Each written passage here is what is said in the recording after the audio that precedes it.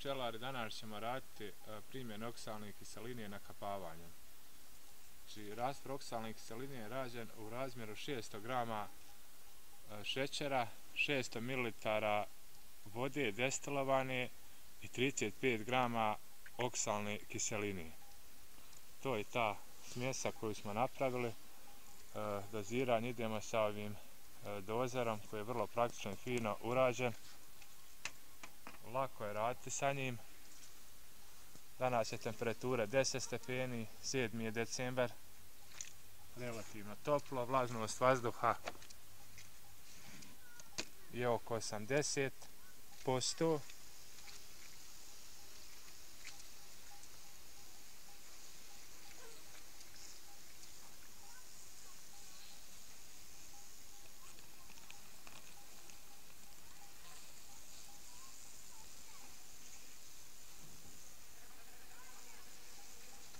Idemo s bočne ulice, lagano nanosimo cijepčicu između ulice,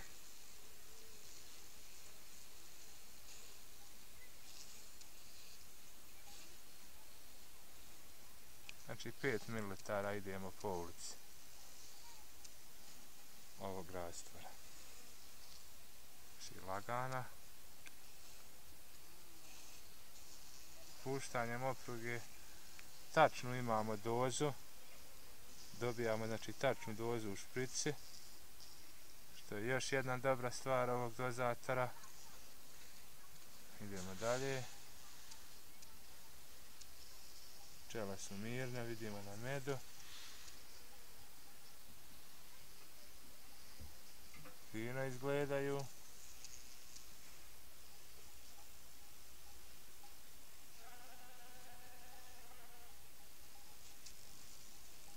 Direktno po pčelama idemo.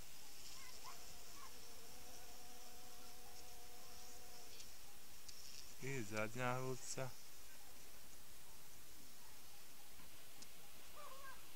Joj, nema baš puno pčela. To je to, otprilike ova pčelna zajednica izgleda. Zauzela je 1, 2, 3, 4, 5, 6 i nešto malo pčela u 7. ulici.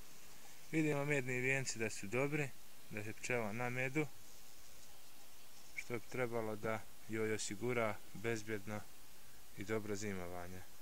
Vidjet ćemo dejstvo oksalne kiseline, pratit ćemo njeno opadanje, znači 21 dan, otprilike je to dejstvo i svakodnevno ćemo pratiti znači broj opalih jedinki. Lagano ovaj komad folije ćemo vratiti.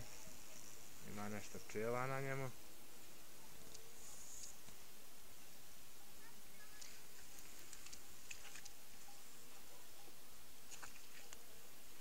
Zbijeg sa poklopcom vraćamo. Kako je bio.